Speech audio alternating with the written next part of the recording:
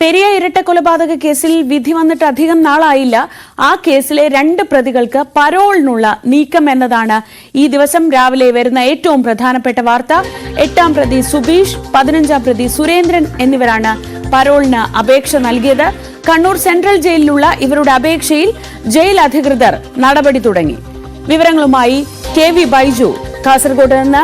ബൈജു, ഈ നമ്മൾ തമാശയ്ക്ക് പറയാറുണ്ട് ജോലി കിട്ടിയിട്ട് വേണം ലീവ് എടുക്കാൻ എന്നൊക്കെ പറയാറുണ്ട്. അതുപോലെ വിധി വന്ന് ജീവപര്യന്തം ശിക്ഷ വിധിച്ച് 1.5 മാസം ആവുമ്പോഴത്തേക്കും 8-ാം പ്രതിക്കും 15-ാം പ്രതിക്കും പരോൾ വേണമെന്നാണ് ആവശ്യം. എന്താണ് വിശദാംശങ്ങൾ?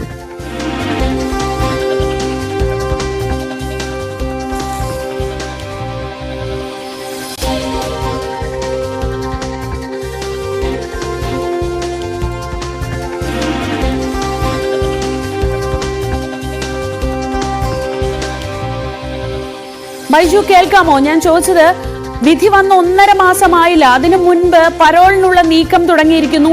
എന്താണ് ഇവർക്ക് ഇത്ര പെട്ടെന്ന് പരോളിനുള്ള ഒരു ആവശ്യം?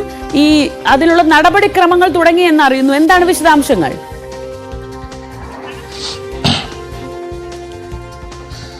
ശ്രീജ, തീർച്ചയായും ഈ വിധി ജനുവരി 3-നാണ് ജീവപര്യന്തം തടവിന് ശിക്ഷിച്ചുകൊണ്ടുള്ള വിധി കൊച്ചി CBI പ്രത്യേക കോടതി വരുന്നത്.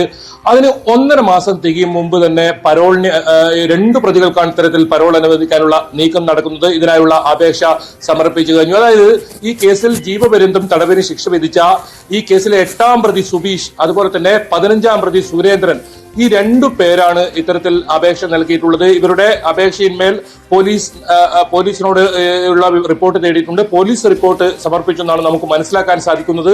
21-ാം തീയതി സുബീഷും അതുപോലെ തന്നെ 22-ാം തീയതി ജനുവരി 22-ാം തീയതി സുരേന്ദ്രനും അപേക്ഷ സമർപ്പിച്ചതായാണ് ഈ രേഖകളിൽ മനസ്സിലാക്കാൻ സാധിക്കുന്നത്. എന്തായാലും ഈ കേസിന്റെ വിധി വന്ന് 1 മാസം തികയും മുൻപ് തന്നെ പരോളിന് ഇവർ അപേക്ഷ സമർപ്പിച്ചു എന്നാണ് അതിൽ മറ്റൊരു പ്രത്യേകത. എന്തായാലും ഇന്നാണ് ഈ പെരിയയിലെ യൂത്ത് കോൺഗ്രസ് പ്രവർത്തകരായ ശരത് ലാലിനെയും കൃപേഷിനെയും വെട്ടിക്കൊലപ്പെടുത്തിയ ആ ദിവസം, അതായത് അതിന്റെ 6ാം വാർഷിക ദിനം വരുന്നത്. ആ ദിവസം തന്നെയാണ് ഇത്തരത്തിലുള്ള ഒരു വാർത്തയും പുറത്തു വരുന്നത്. നമുക്കറിയാം, നേരത്തെ TP ചന്ദ്രശേഖരൻ വധക്കേസിലെ പ്രതികൾക്ക് ഇത്തരത്തിൽ വഴിവിട്ട് പരോൾ നൽകിയ ഒക്കെ വലിയ വിവാദമായിരുന്നു. അതിന് തൊട്ടു പിന്നാലെയാണ് ഏതായാലും ഈ പെരിയ കേസിലെ വലിയ രാഷ്ട്രീയ കോളിളക്കമുണ്ടാക്കിയ പെരിയ കേസിലെ 2 പ്രതികൾക്ക് പരോൾ നൽകുന്നത്. എന്തായാലും 10 പേർക്കാണ് ജീവപര്യന്തം തടവിന് ശിക്ഷിച്ചത്. 4 പേര് ഏതായാലും ഈ കേസിൽ ജാമ്യം നേടിയിട്ടുണ്ട്. അതായത് മുൻ MLA KV കുഞ്ഞിരാമൻ ഉൾപ്പെടെ 4 പേർ ജാമ്യം ഇതിന് അപ്പീൽ നൽകിയതിനെ തുടർന്ന് ജാമ്യത്തിലാണ്. 10 പേരെ കേസിൽ വെറുതെ വിട്ടിരുന്നു. കുടുംബം ഉൾപ്പെടെ ഇതിൽ തുടരന്വേഷണം ആവശ്യപ്പെടാൻ നിൽക്കുന്ന ഒരു ഘട്ടം കൂടിയാണിത്. ആ തുടരന്വേഷണം ആവശ്യപ്പെടാൻ നിൽക്കുന്നതിന് മുൻപ് തന്നെ 2 പ്രതികളാണ് ഇപ്പോൾ പരോളിനെ അപേക്ഷ സമർപ്പിച്ചത്. എന്തായാലും ഇത് വലിയ വിവാദമായിട്ടുണ്ട് ഈ നടപടി. സർക്കാർ നീക്കം, ഇവർക്ക് പരോൾ നൽകാനുള്ള നീക്കത്തിനെതിരെ കുടുംബവും ശക്തമായി രംഗത്തെത്തിയിട്ടുണ്ട്. ശ്രീജ, ബൈജു, ഈ ജീവപര്യന്തം ശിക്ഷ വിധിക്കുമ്പോഴൊക്കെ അതിൽ പരോളിന് ചില മാനദണ്ഡങ്ങളൊക്കെ ഉണ്ടല്ലോ. ആ മാനദണ്ഡങ്ങളെല്ലാം കാറ്റിൽ പറത്തി നമ്മൾ TP കേസിൽ പരോൾ കൊടുക്കുന്നത് കണ്ടതാണ്. ചില പ്രതികൾ 1000 ദിവസത്തോളം പുറത്തായിരുന്നു എന്നറിയുന്നു. അങ്ങനെ ആ കണക്കൊക്കെ ഇപ്പൊ കഴിഞ്ഞ ദിവസമാണ് നിയമസഭയിൽ വെച്ചതും അത് വലിയ വിവാദമായതും. ഈ രാഷ്ട്രീയ കൊലപാതകങ്ങൾ അല്ലെങ്കിൽ ഇത്തരം കേസുകൾ വരുമ്പോൾ അതിന് അത്തരം മാനദണ്ഡങ്ങൾ ഒന്നും പാലിക്കേണ്ട എന്നൊരു അലിഖിത നിയമമുണ്ടോ?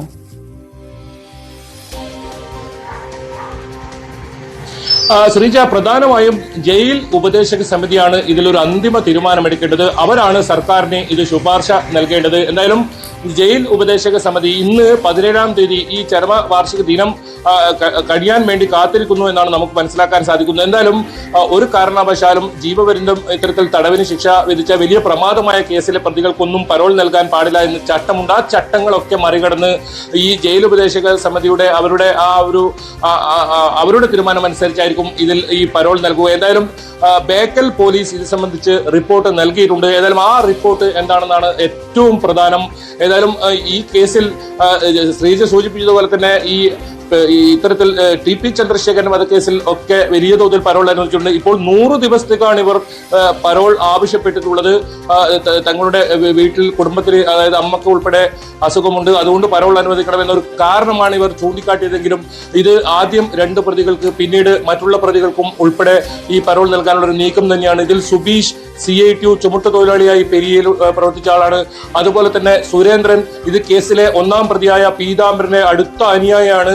അതുകൊണ്ട് തന്നെ ഈ രണ്ടു പേർക്ക് ആദ്യം പരോൾ നൽകുകയാണെങ്കിൽ ഏതെങ്കിലും തരത്തിൽ വലിയ തോതിലുള്ള പ്രതിഷേധം ഉയർന്നില്ലെങ്കിൽ മറ്റ് വരും ദിവസങ്ങളിൽ തന്നെ എല്ലാ പ്രതികൾക്കും ഈ പരോൾ അനുവദിക്കുന്ന ഉൾപ്പെടെയുള്ള സൗകര്യങ്ങൾ ചെയ്തു കൊടുക്കും. ഈ കേസിൽ നമ്മൾ നേരത്തെ കണ്ടതാണ്, CPM പൂർണ്ണമായും ഈ പ്രതികൾക്കൊപ്പമാണെന്ന് പ്രഖ്യാപിച്ചു കഴിഞ്ഞിരിക്കുന്നു.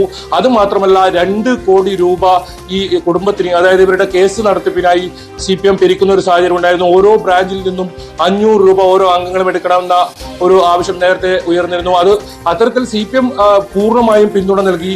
P. ജയരാജൻ ഉൾപ്പെടെ ഈ ജയിലിൽ ഇവരെ പുറത്തിറങ്ങുമ്പോൾ, അതായത് നേരത്തെ സൂചിപ്പിച്ചതുപോലെ തന്നെ KB കുഞ്ഞിരാമൻ ഉൾപ്പെടെ 4 പേർ ജാമ്യം ലഭിച്ച് പുറത്തേക്ക് ഇറങ്ങുമ്പോൾ അവരെ സ്വീകരിക്കാനെത്തിയത് P. ജയരാജൻ ഉൾപ്പെടെയുള്ള CPM ഉന്നത നേതാക്കളാണ്. കാസർഗോഡ് ജില്ലയുടെ അന്നത്തെ ജില്ലാ സെക്രട്ടറി ആയിരുന്ന MV ബാലകൃഷ്ണൻ ഉൾപ്പെടെ വലിയ തോതിൽ പിന്തുണ ഈ പ്രതികൾക്ക് നൽകുന്ന ഒരു സാഹചര്യം ഉണ്ടായിരുന്നു.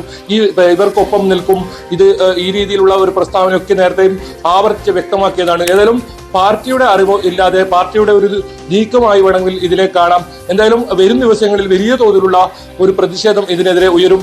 ഈ നടപടി ഏതായാലും വിവാദമാവുന്ന ഒരു നടപടിയാണ്. ഇന്ന് KPCC പ്രസിഡന്റ് K. സുധാകരൻ ജില്ലയിലുണ്ട്. ഒപ്പം DK ശിവകുമാർ, കർണാടക ഉപമുഖ്യമന്ത്രി DK ശിവകുമാറാണ് ഇന്നത്തെ ഈ പരിപാടിയുടെ ചടങ്ങ് ഉദ്ഘാടകനായി വരുന്നത്.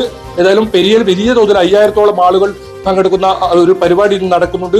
അത്തരത്തിൽ ഈ ചരമദിനം ആ ദിവസം തന്നെ ഇത്തരത്തിലുള്ളൊരു വാർത്താ വിവരം പുറത്തു വരുന്നതെന്നാണ് ഇതിന്റെ ഏറ്റവും പ്രത്യേകത. ഏതായാലും 2 പ്രതികൾക്ക് പരോൾ അനുവദിക്കാനുള്ള നീക്കമാണിപ്പോൾ നടക്കുന്നത്. ശ്രീജ ബൈജു ആണ് കാസർഗോഡ് നിന്ന് വിവരങ്ങൾ നൽകിയത്. പെരിയയിൽ കൃപേഷും ശരത്ലാലും കൊല്ലപ്പെട്ടതിന്റെ 6ാം വാർഷികമാണിന്ന്.